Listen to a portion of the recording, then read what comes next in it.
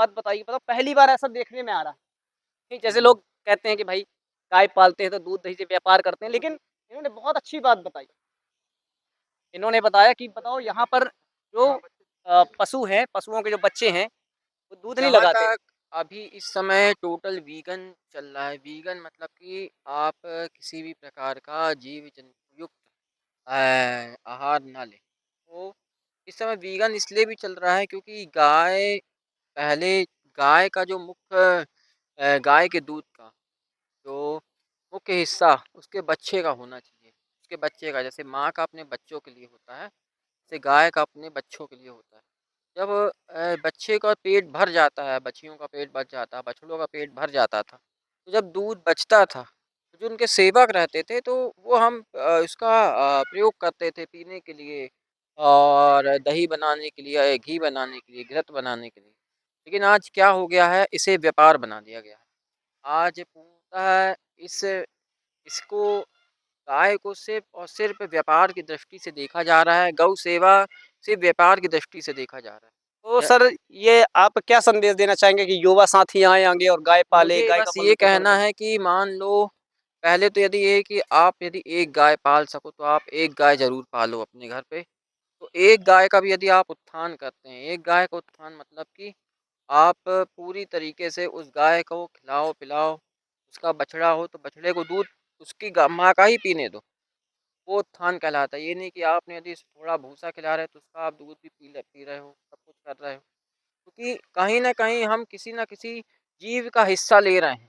उस जीव का यदि आप हिस्सा लेंगे तो आपको कहीं न कहीं समस्या घटित होगी।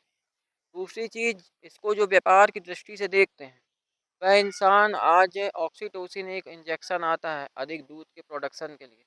वह इंजेक्शन लगाते हैं और वह अधिक दूध का उपार्जन करते हैं।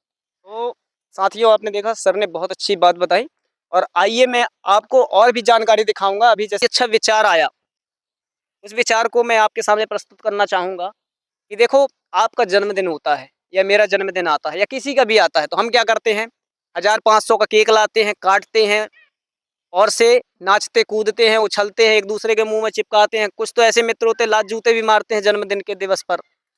तो ऐसा घटिया ना काम करो, यहाँ पर आओ और से गऊ सेवा। और मैं पूछूँगा यहाँ पर हमारे मित्र भी हैं कि आपके हिसाब से जन्मदिन पर क्या ऐसा किया जाए कि वैसे आप चाहें तो जैसे इनने बताया तो ये सब बातें मैं नहीं कहना चाहूँगा, सबके अपने-अपने मंतव्य हैं। उनको जैसे आप जिस चीज़ में खुशी मिले वह खुशी लेना चाहेंगे। मैं एक ही बात कहूँगा कि अकॉर्डिंग टू कई ज्योतिष शास्त्र भी कहते हैं और ज्योतिष शास्त्र की दृष्टि के अलावा एक मानवता के नाते, एक दया भाव के नाते आप यदि अपने हर जन्मदिन पर अपने वज़न के बराबर मान लीजिए आप 60 किलो के हैं, 70 किलो के हैं, 60 किलो के हैं, उतना भूसा यदि आप गाय को उतना चारा यदि आप गाय को दे खिलाते हैं, तो उससे आपकी शुक्र में वृद्धि होगी, आपके सारे कर्ज़ दूर हो जाएँगे, ऐसा ज्योतिष शास्त्र कहते हैं। और उसका दूसरा साइंटिफ़िक और वैज्ञानिक कारण मैं ये बता देता हूँ आपको कि कोई भी जानवर को यदि आप कुछ खिलाते हो, तो उसके मन से एक एक आपके लिए एक दुआ निकलती है, एक दया भाव, एक कृतज्ञता का भाव निकलता है कि ये भला मानुष मुझे चारा खिला रहा है। तो भगवान इसे समृद्धि दे, जी, लक्ष्मी इसके ऊपर विराजे। तो तो एक दया का भाव होता है बिल्कुल। और हमारे यहाँ लक्ष्मी विराजती है और माँ गौ माता की हमको कृपा मिलती है। तो एक ये हो गया और ज्योतिष शास्त्र का अपना-अपना मंतव्य है। तो सर ने बहुत अच्छा बताया। सर, अभी कुछ लोग ऐसे हुए हैं कि जो जन्मदिन के अवसर पर यहाँ आते हों, कुछ ऐसा आपके साथ ऐसे कहीं हो गया? चारा वगैरह खिलाते हैं जन्मदिन के उपलक्ष्य में, कोई भूसा दान देता है। मतलब हैं, हाँ, लेकिन कम है उनकी कम आबादी। है। अच्छा। जैन समाज मतलब ज़्यादा इसमें